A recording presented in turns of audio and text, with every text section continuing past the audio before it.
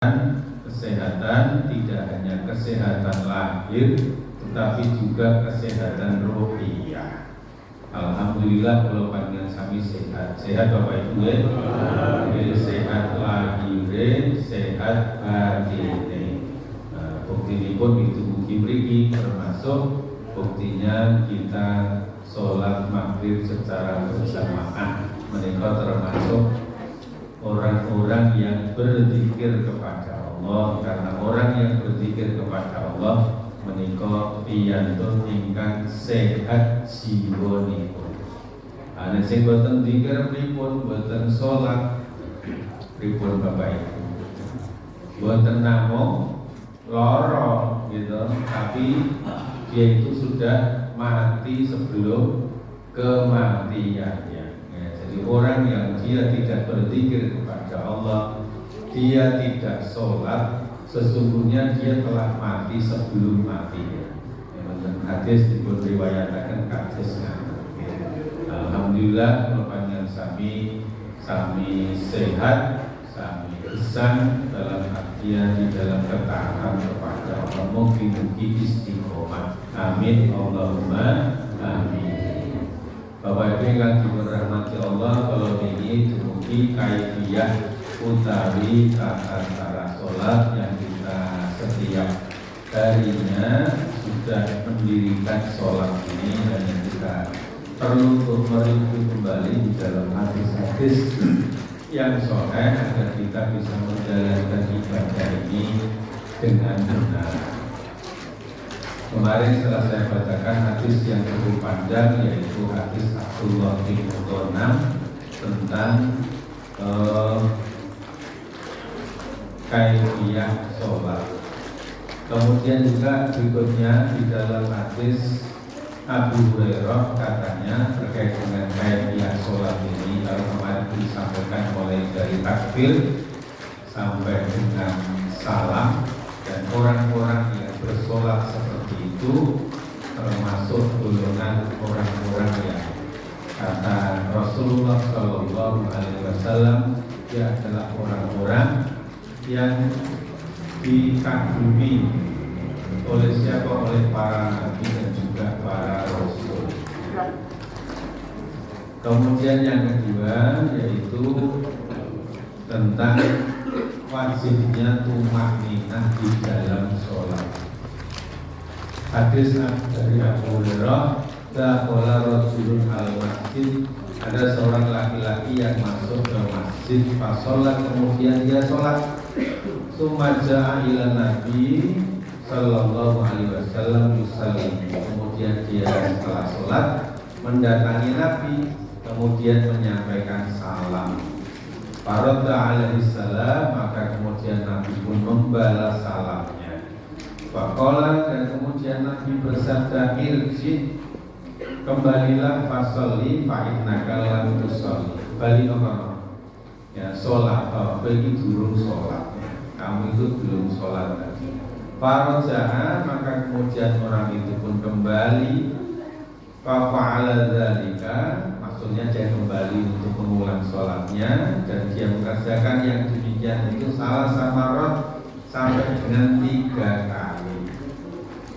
Faqala, akhirnya dia pun berkata, walladzi ba'atsaka bil haqq, dan demi zat yang telah mengutus engkau bil haqq, dengan kebenaran, ma usinu ghaira hadza fa'alimni, ya, aku tidak bisa menjalankan sholat yang lebih baik dari yang sudah aku perbuat tadi.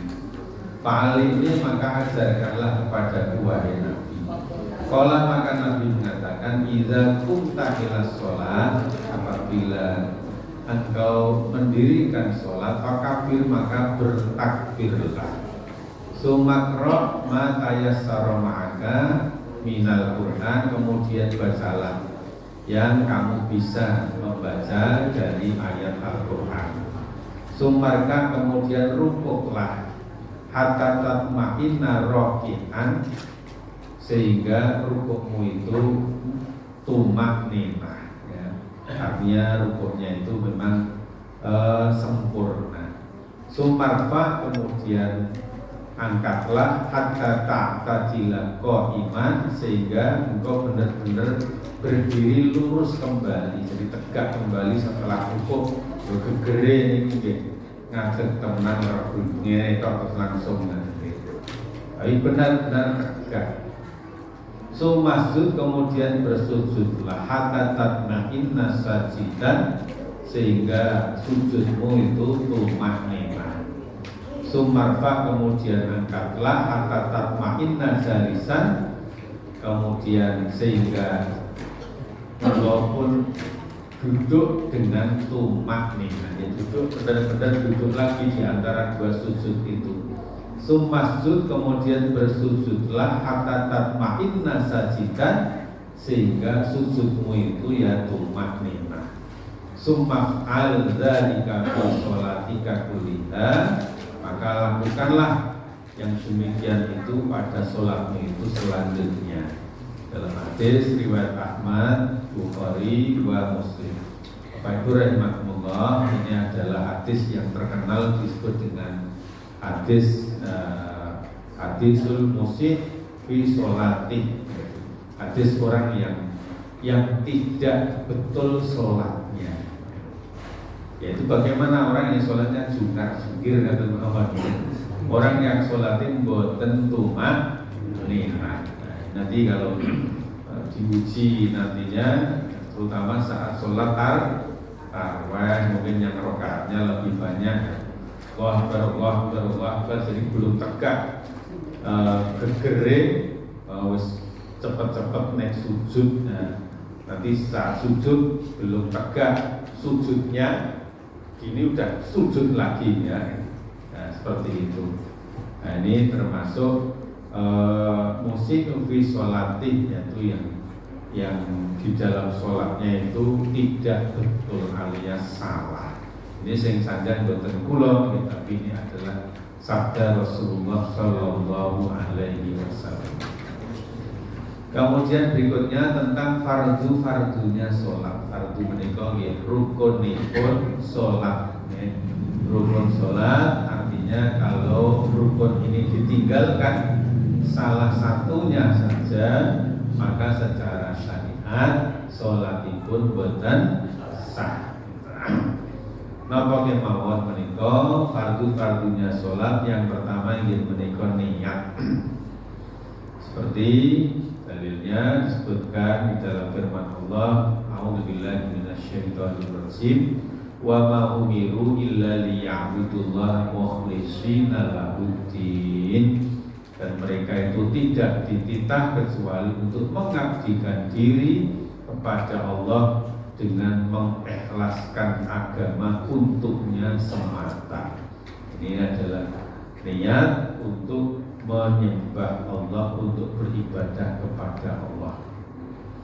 Juga berdasarkan dalil sabda Rasulullah SAW, innamal a'malu binniyah, sesungguhnya segala perbuatan itu tergantung kepada niatnya.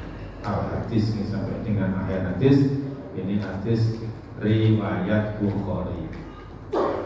Di mengenai hakikat niat ini dulu sudah pernah dibahas di dalam kitab ini, yaitu pada saat bab wudu. Jadi hakikat niat itu ada di dalam hati. Jadi niat itu apa? Istilahnya rumiyin, yaitu kerenteking hati, kehendak yang ada di dalam hati, itulah yang namanya niat. Bagaimana kalau melafadzkannya? Di dalam bukunya Ihsatul Lahfan, Ibnu Qayyim mengatakan niat artinya menyengaja dan bermaksud bersungguh-sungguh untuk melakukan sesuatu perbuatan, dan tempatnya ini di dalam hati. Niat itu sendiri tidak ada sangkut pautnya sama sekali dengan lisan. Ini menurut Ibnul Qayyim. Jadi artinya apa? Bisa juga seseorang itu mengatakan lisannya demikian, tapi hatinya tidak. Sakit teman-teman? Bisa ya. Jadi memang niat itu ada di dalam hati. Tidak ada sangkut pautnya dengan lisan. Bisa jadi Seseorang mengatakan A tetapi hatinya B. Yang dinilai apa? Ya hatinya itu yang mengatakan B itu. Demikian halnya niat itu disebutkan bahwasanya ada di dalam hati. Tentang melafadzkan niat, bagaimana kalau niat itu dilafadzkan? Kalau Imam Syafi'i, Imam Hambali itu mengatakan kalau dilafadzkan itu menurut beliau itu sunnah. Tetapi bukan atau tidak bisa menggantikan niat itu sendiri, ya. Nah, tapi hanya sebagai muawanah, artinya sebagai alat bantu untuk menyampaikan kehendak hati itu dengan lisan. Maka Imam Syafi'i, Imam Hambali itu mengatakan sebagai sunnah karena membantu hatinya ini untuk menyampaikan kehendaknya. Kalau Imam Hanafi menyampaikan mubah. Kalau Imam Maliki mengatakan sebaliknya, itu khilaf aula, artinya kurang utama. Sebaiknya tidak usah saja. Itu menurut Imam Maliki. Nah, penjenengan monggo yang mantap yang mana ya, silakan untuk memilih. Tapi yang pasti hati tidak boleh ditinggalkan. Kalau hatinya tidak berniat, walaupun lisannya mengucap, maka tidak sah sholatnya. Saya ketibut pahami begini. Itu tentang niat. Fardu itu termasuk fardu yang pertama di dalam sholat. Kemudian takbiratul ihram yang kedua, yang termasuk fardunya sholat, takbir yang pertama yang disebut sebagai takbiratul ihram yang mengawali sholat. Berdasarkan hadis Sayyidina Ali, miftahus sholat al-tuhur, ya, kuncinya sholat itu yang bersuci. Wa tahrimuha, dan pembukaannya at-takbir, yaitu bertakbir. Wa tahliluha at-taslim, dan penutupnya adalah salam. Wa qala hadza ashabu syai'in fi hadzal bab, dan hadis ini adalah merupakan hadis yang paling sah di dalam bab ini, yaitu hadis yang sahih terkait dengan wajibnya takbiratul ihram. Tentang lafaz takbiratul ihram tidak boleh neko-neko, ya, hanya boleh satu-satunya, yaitu Allahu Akbar. Berdasarkan hadis Abu Humaid, Anak Nabi Sallallahu Alaihi Wasallam karena idza qoma ila sholat, Rasulullah ketika berdiri untuk sholat, i'tadala qa'iman, beliau tegak berdiri, wa rafa'a yadayhi, dan kemudian beliau mengangkat kedua tangan beliau, summa qala Allahu Akbar, kemudian mengucap Allahu Akbar. Kemudian juga di dalam hadis dengan isnad yang sah, syarat Muslim yang diterima dari Ali annahu sallallahu alaihi wasallam kana idza qoma ila sholat qala Allahu Akbar. Itu rukun yang kedua. Pertama niat, yang kedua takbiratul ihram, yaitu takbir yang pertama kali di dalam sholat. Kemudian yang ketiga yaitu berdiri. Berdiri ngadeg itu termasuk fardunipun sholat, rukunnya sholat. Kalau tidak berdiri berarti sholatnya tidak sah. Tentunya ini adalah orang yang sehat, ya, berdiri pada, dan ini pada sholat fardu. Itu hukumnya wajib berdasarkan kitab, sunnah, dan ijma' bagi orang yang puasa untuk berdiri. Kalau yang tidak puasa untuk berdiri sudah sepuh, ya, harus lenggah duduk, nah itu ya sah, nggak masalah. Pahalanya tetap dihitung pahala seperti berdiri, ya, karena biasanya kalau puasa, kalau bisa itu ya nggak pakai kursi duduk. Allah Subhanahu wa taala berfirman, hafizu 'alas sholati was sholatil wusta wa qumu lillahi qanitin. Jagalah sholat itu, begitupun juga sholatil wusta, sholat asar. Wa qumu lillahi qanitin, dan hendaklah kamu berdiri di hadapan Allah dengan khusyuk dan merendahkan diri. Juga di dalam hadis dari Imran bin Husain katanya, karena di bawasir, saya kena sakit bawasir. Fasa'altu Nabi sallallahu alaihi wasallam, kemudian aku bertanya kepada Nabi sallallahu alaihi wasallam anis sholat, ya, mengenai sholat, ya. Faqala, maka beliau bersabda, sholli qa'iman, ya, sholatlah dengan berdiri. Fa'ilam tastati, kalau kamu tidak puasa, faqa'idan, maka duduklah. Fa'ilam tastati, kalau kamu tidak bisa juga duduk, fa'ala jambin, maka bisa dengan berbaring. Hadis riwayat Bukhari. Ini adalah tentang berdiri, termasuk fardu atau rukunnya sholat. Kalau tidak berdiri maka tidak sah, kecuali kalau tidak mampu.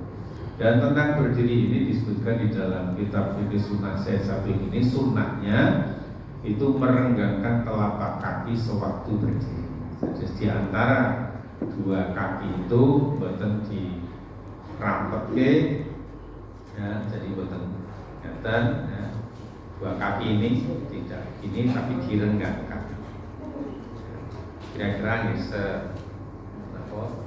sehastai, ya, sampai siku di sini kerenggangannya, kira-kira seperti itu. Merenggangkan kaki sewaktu berdiri. Nggih ampun, napa kiwa tengene ditekke, jadi direnggangke pol sehingga kiwa tengene gak kejuman, ya toh. Itu juga jangan secukupnya aja direnggangkan menurut yang lumrahnya orang berdiri dengan merenggangkan kaki. Kemudian berikutnya, bagaimana dengan sholat sunnah? Ya, mengenai sholat sunnah boleh dilakukan dengan duduk. Oke, jadi sholat sunnah aku lagi pas tarawih kami ngantuk biarkan deh. Nanti nopo sering, terutama nih pun hari ke-15 ke sana, pun nopo lemahnya pun banyak terkuras, sudah mulai capek, ya, lelah mungkin ya, kadang-kadang ngantukan. Kalau yang dibaca surahnya panjang. Nah itu kalau ini jangan kuat tenan yo, ampun ngantos malah ambruk. Ya, boleh duduk ya. Jadi boleh sementara duduk walaupun dia mampu untuk berdiri. Itu kalau sholat sunnah. Hanya saja pahala orang yang berdiri di sholat sunnahnya itu lebih sempurna daripada orang yang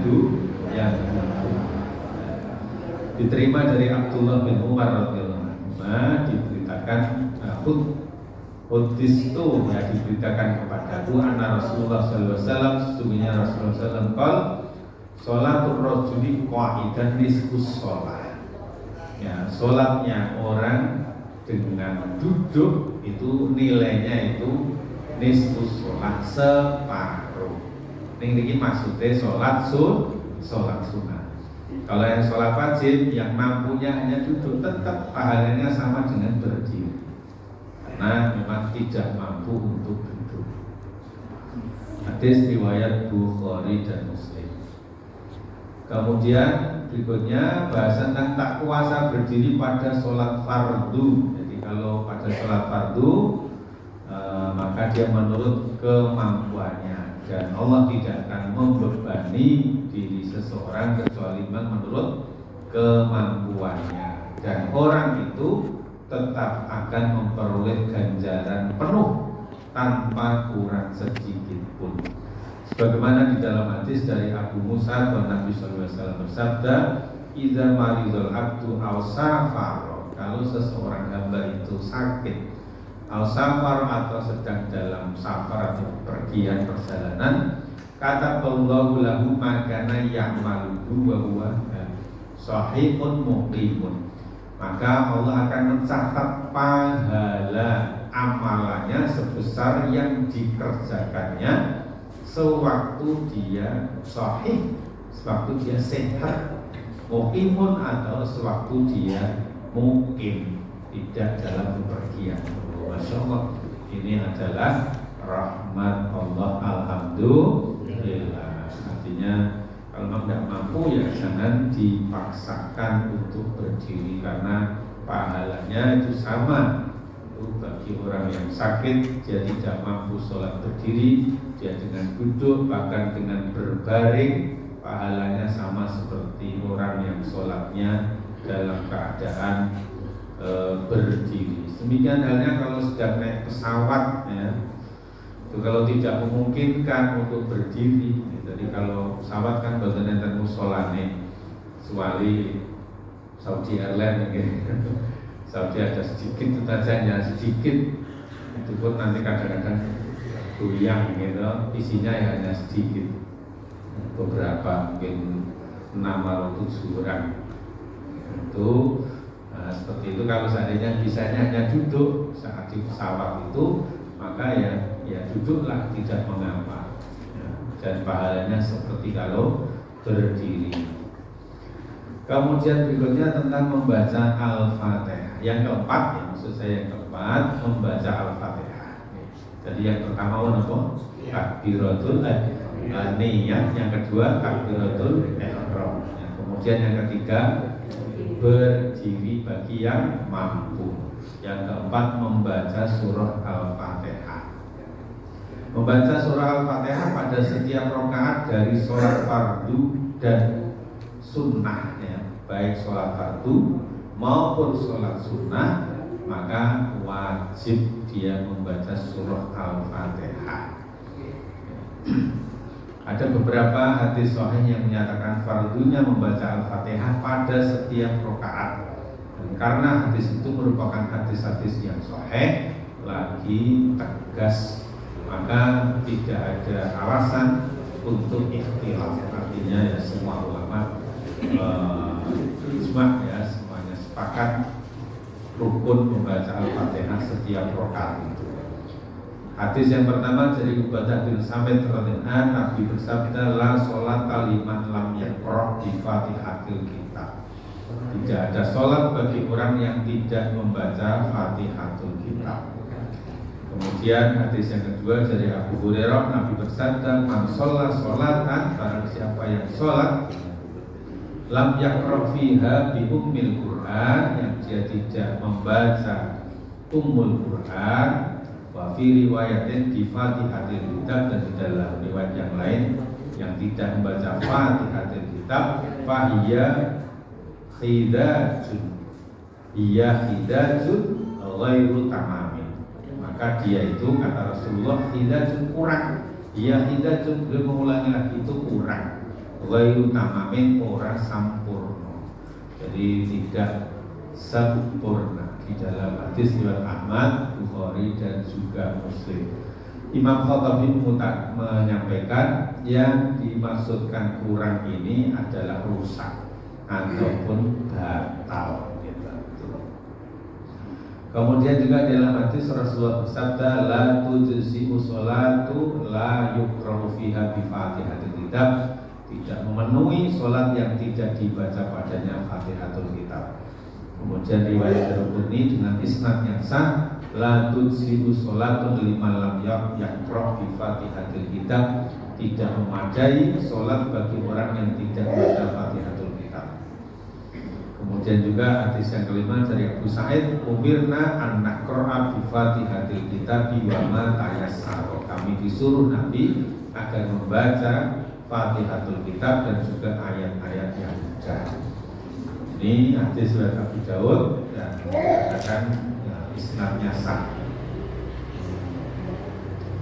Kemudian juga terkait dengan Fatihatul Kitab ini,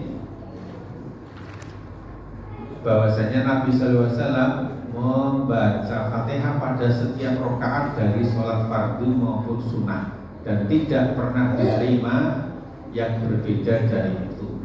Sedang yang menjadi dasar utama di dalam ibadah itu adalah mengikuti Nabi Sallallahu Alaihi Wasallam.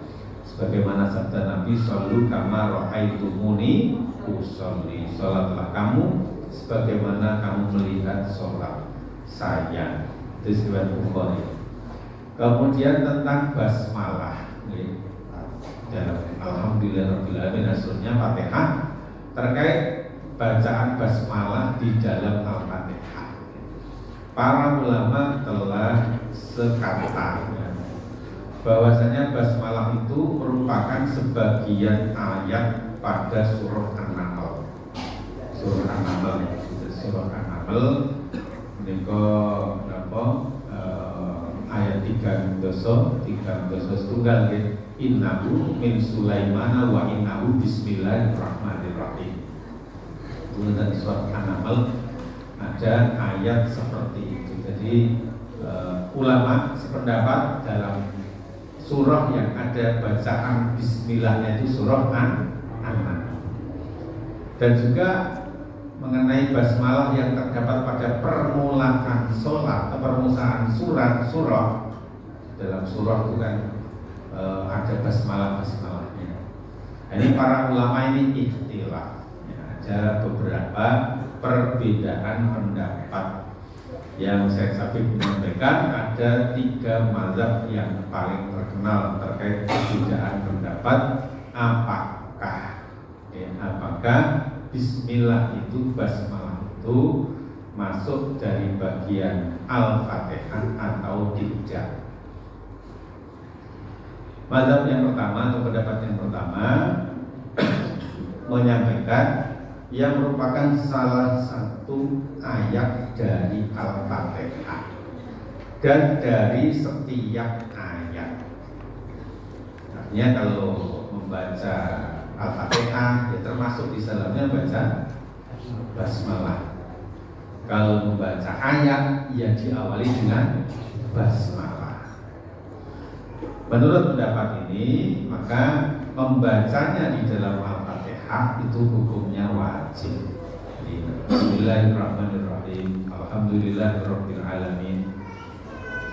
Dan mengenai dibaca sir ataupun jahar, baik dibaca sir pelan maupun jahar.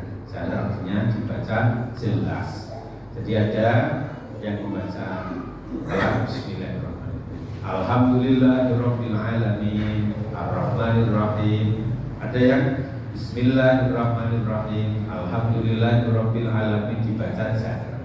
Nah, dua-duanya ini berpendapat wajibnya membaca basmalah di dalam membaca surah Al-Fatihah. Ini kita banyak jumpai di Indonesia tercinta ini. Itu masuk. Ini yang mazhab yang pertama karena di Indonesia banyak Syafi'iyah.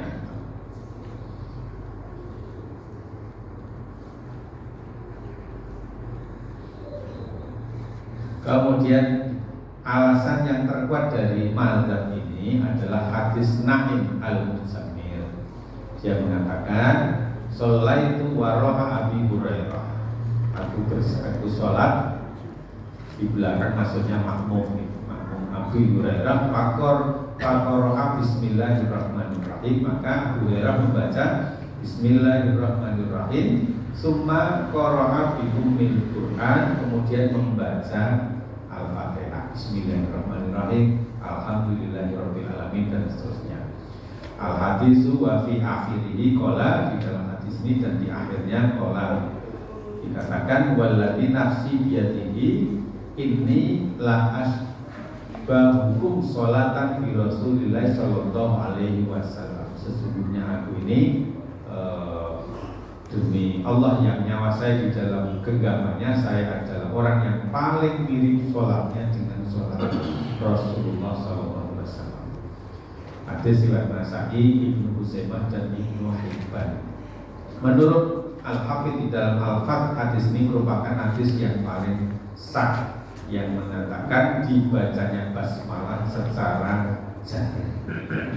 Ini kalau hadis ini sekaligus menjadi dalil membaca basmalahnya itu dibaca dengan jahar. Nah, kalau yang membaca dengan pelan juga ada dalilnya lagi. Hadis ini hadis yang digunakan yang membaca dengan jahar. Kemudian yang kedua, mazhab yang kedua atau pendapat yang kedua, kalau pendapat yang pertama Bismillah termasuk Fatihah, maka dia wajib membaca Bismillah, baik jahar maupun sir. Terus pendapat yang kedua bahwa Bismillah itu adalah ayat yang berdiri sendiri. Paham ya? Berdiri sendiri yang diturunkan untuk mengambil berkah dan pemisah di antara surah-surah. Dan bahwa membaca pada Al-Fatihah hukumnya boleh. Jadi kalau membaca basmalah enggak wajib, tetapi boleh, bahkan sunnah. Jadi dan disunahkan, boleh membaca ataupun juga bahkan disunahkan untuk membaca dan tidak disunahkan untuk menjaharkan. Jadi pendapat yang kedua ini kalau baca basmalah itu boleh saja ya, mubah ataupun sunnah, tetapi tidak wajib. Apa yang digunakan dalilnya yaitu hadis Anas radhiyallahu Sholaitu khalfa Rasulullah sallallahu alaihi wasallam wa khalfa Abu Bakr wa Umar wa Utsman. Aku sholat di belakang Rasulullah dan di belakang Abu Bakar, Umar dan Utsman. Wa kanu la yajharuna bismillahirrahmanirrahim, dan mereka tidak membaca Bismillahirrahmanirrahim secara jahar, secara keras, secara terdengar. Ini hadis riwayat Nasa'i, Ibn dan Tohawi dengan isnad atas syarat Bukhari dan Muslim. Ini pendapat yang kedua. Jadi Bismillah itu adalah ayat yang berdiri sendiri.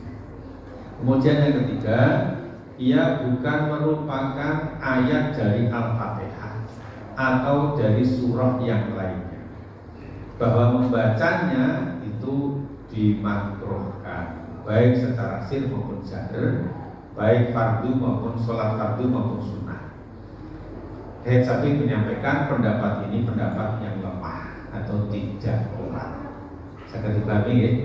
Jadi kesimpulannya bahwasanya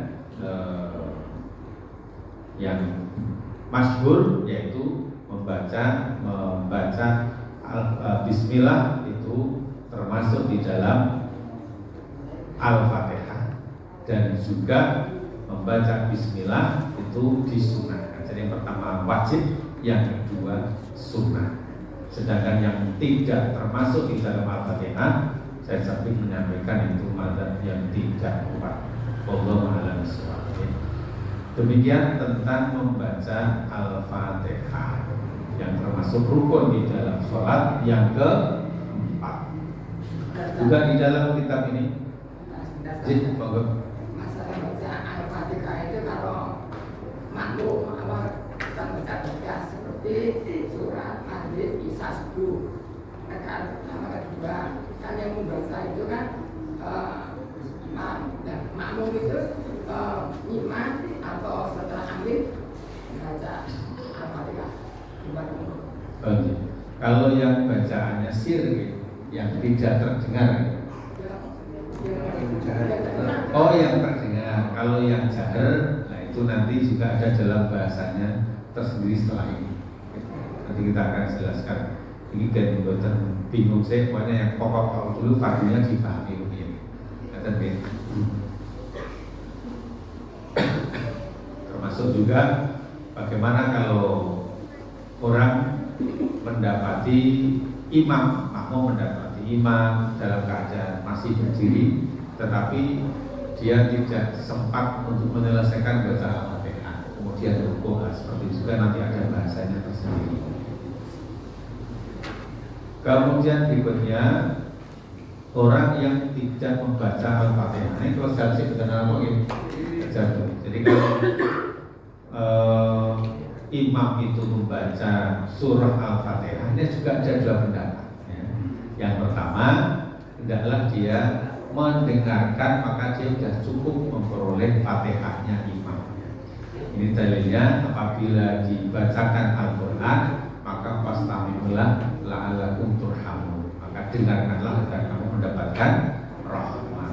Maka saat dibaca Al-Quran, bisa mengikuti mendengarkan imam, maka itu sudah cukup menjadi Fatihahnya.